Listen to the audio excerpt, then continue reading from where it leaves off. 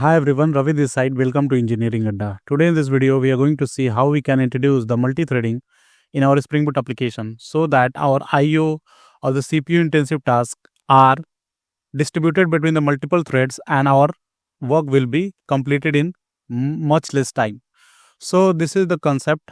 We are going to see how we can introduce the multi-threading in our Spring Boot application. There are different ways through which we can introduce the multi-threading in our Spring Boot application.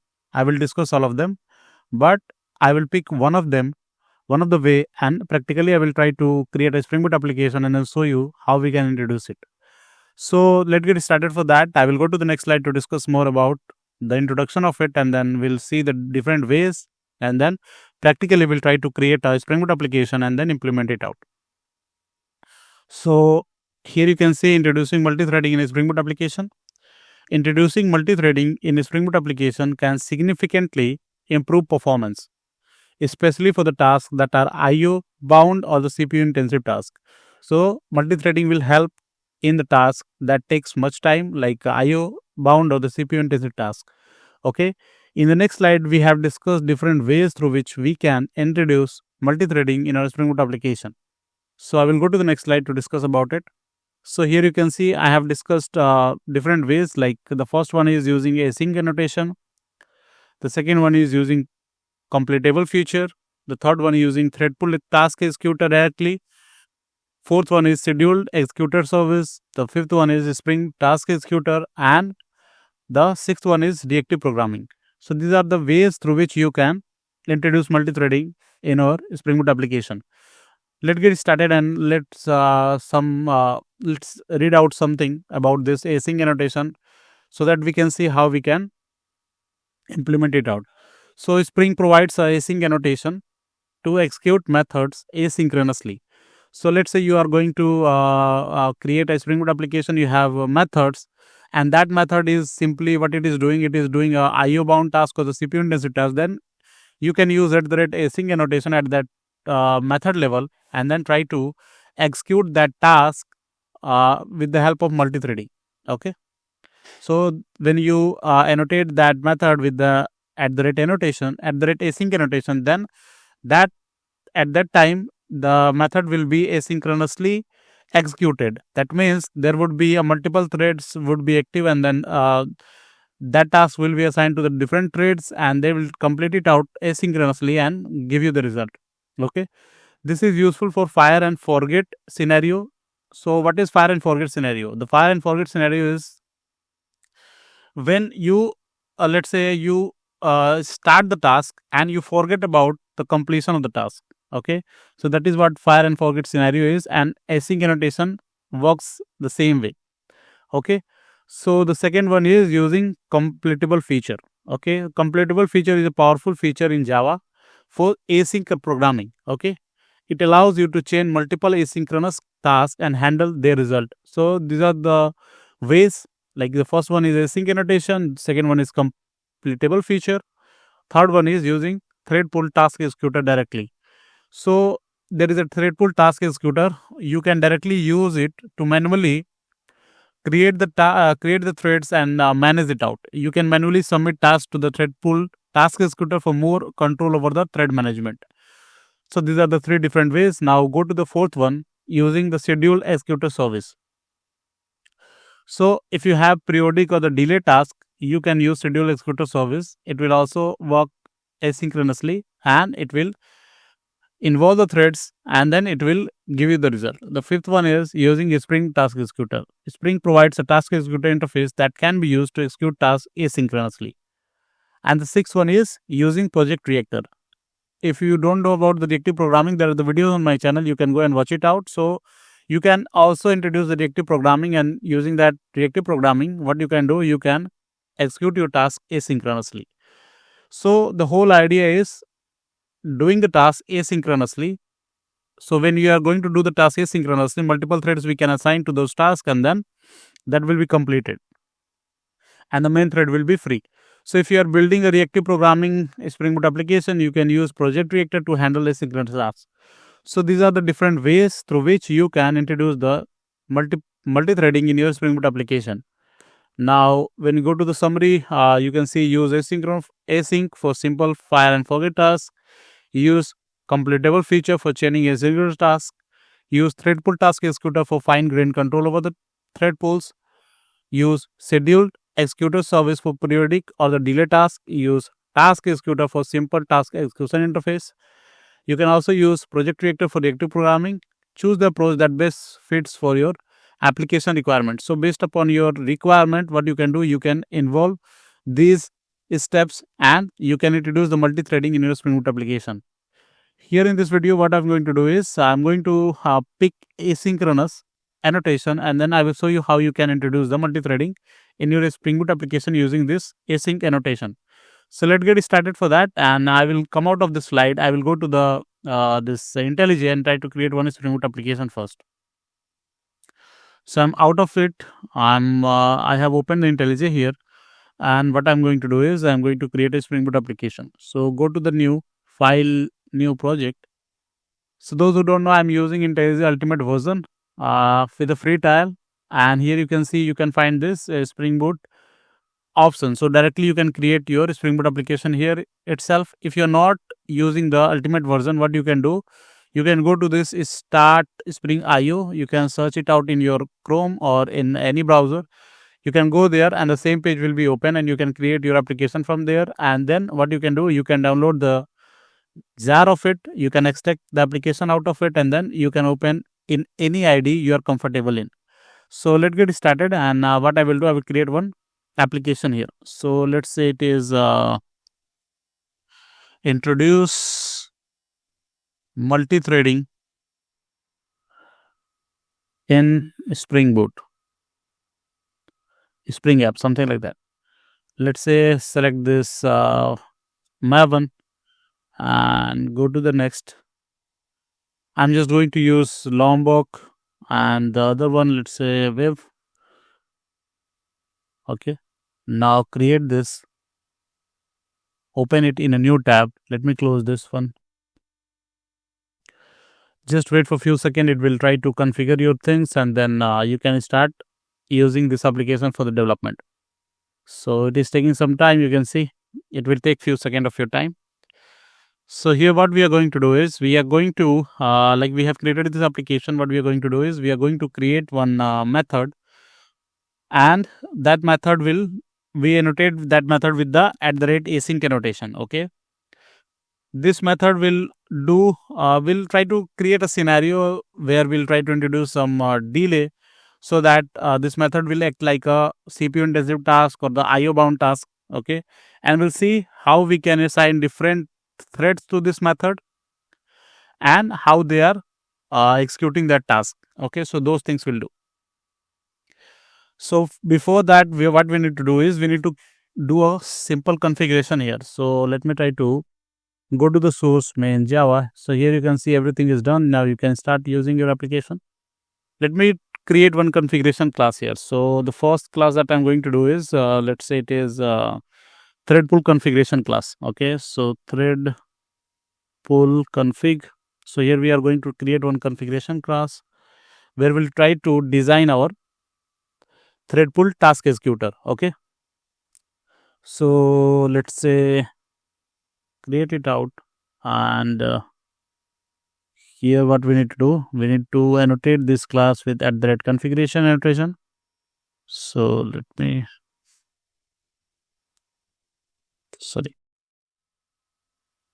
configuration, and we are good. Now what we are going to do is we are going to create one method called task executor, and its return type would be thread pool task executor.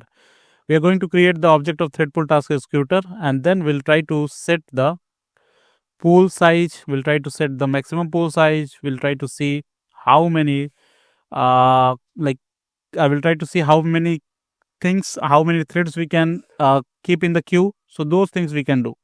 Those settings we are going to do here. Okay. So let me try to do that. So the first thing is we are going to create one method called public. Let's say its return type is thread pool task executor. Thread pool task executor. and let's say its name is task executor. We have to create the bean of it, so you can annotate this with @bean annotation. So just create bean. Now what we are going to do, we are going to create the object of thread pull task executor here. So just create, let's say, executor,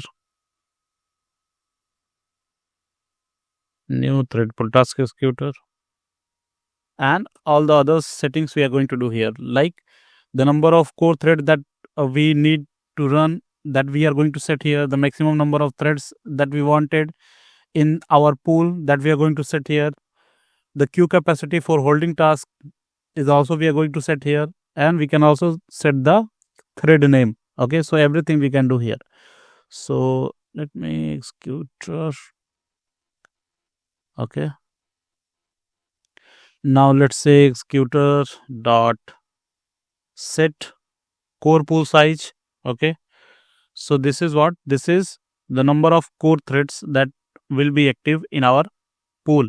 That is what we are setting here. And then executor dot set max pool size. Let's say it is 20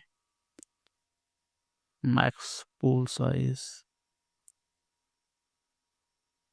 and let's say any number you can give, but I'm just going to give this numbers here. So let's say thread queue capacity. What it is queue capacity for holding task. Okay, so you can set that as well. Set thread queue capacity.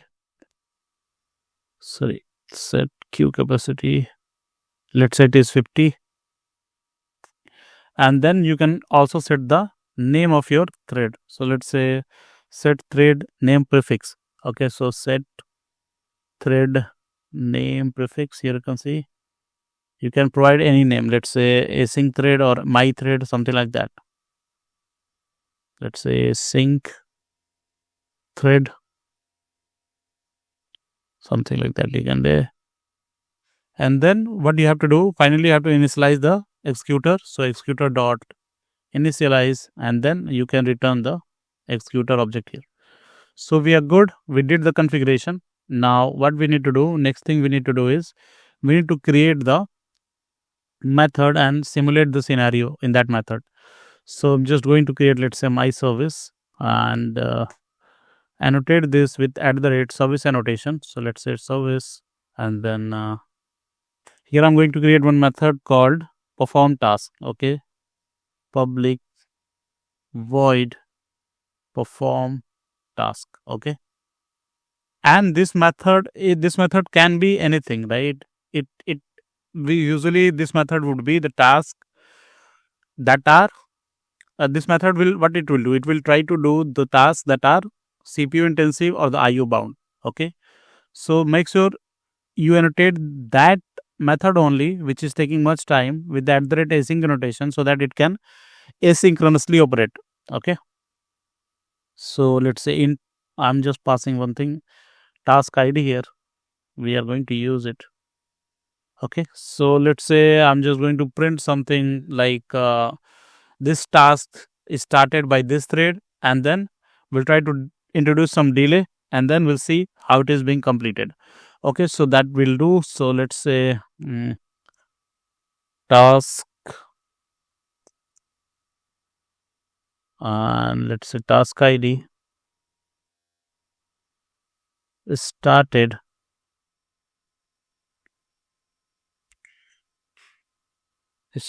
by, let's say, the thread name we have to provide. So just provide thread dot current thread dot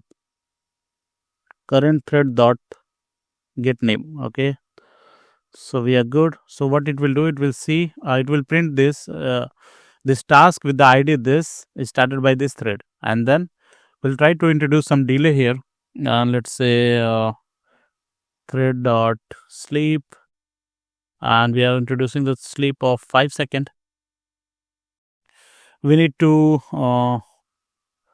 like this can be 5 seconds, this can be 50 seconds, anything would be there, because this is the simulation that we are doing. So that is why I'm just putting this as a 5-second task, but it can, in the real scenario, if it is a CPU intensive task or if it is a IO bound task, it can take longer than that. Okay, it can take 1 minute as well. So that you have to keep in mind. Okay, let me try to keep this in the try and catch.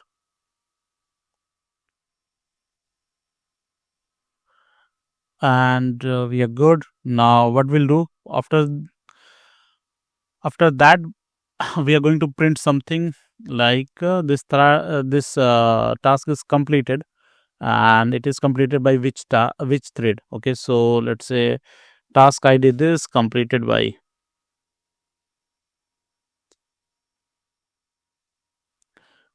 this thread. Okay, so we are good. We created this method. Now what we have to do, we have to annotate this method with @async annotation, so that it will work asynchronously, and if like different kind of threads will be assigned to this task, and they will complete the task. Okay, now finally I'm going to create one controller here.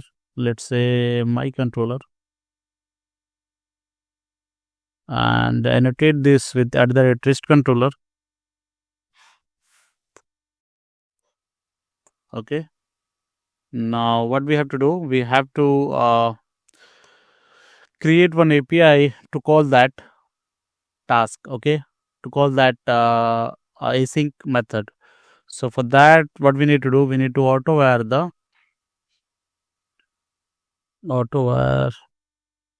the service here. Let's say private my service,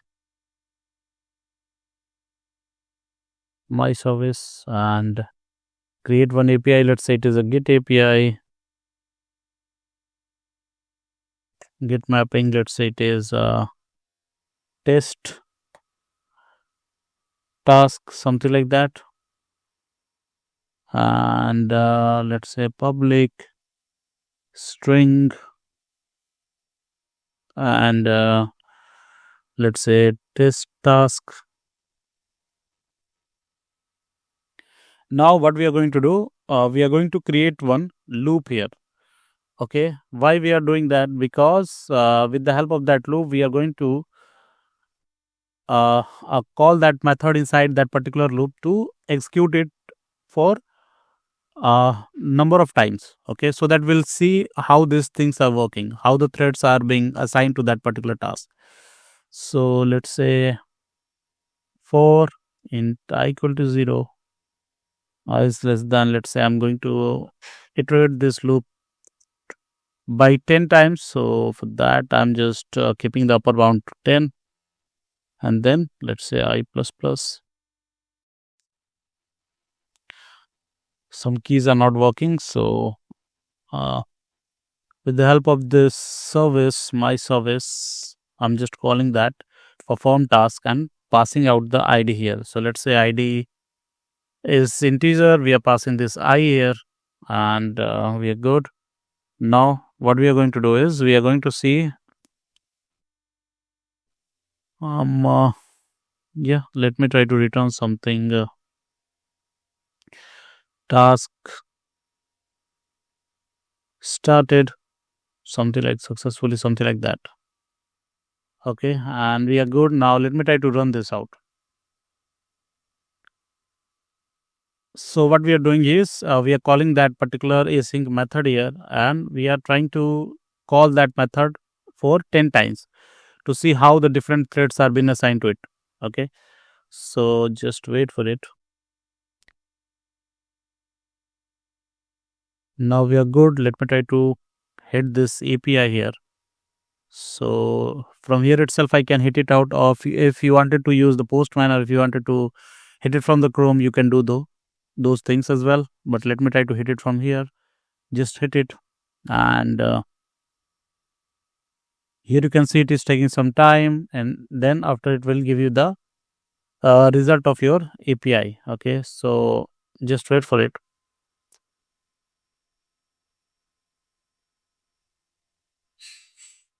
It is here. You can see in the console it is working here. You can see task 0 is started by this, task 0 completed by this task, started by this and then completed by this. So those things are coming up here.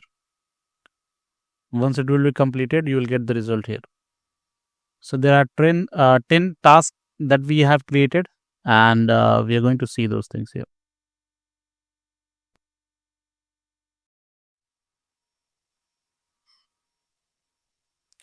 So you can see it is taking much time. It should not take that much time, right? Because here you can see in the console logs, we are seeing that one task is like task 0 is started by this thread, and then task 0 completed by this thread. One by one it is doing. It is not doing asynchronously, it is doing synchronously, right? So this is not the approach, right? So we are making one mistake here. If you'll go to your main class, here you need to annotate this with @ enable async, okay, so that it will enable the asynchronous call. Okay, so let me try to run it again, and then try to hit the API again, and then see. So it is up and running. Just wait for a few seconds.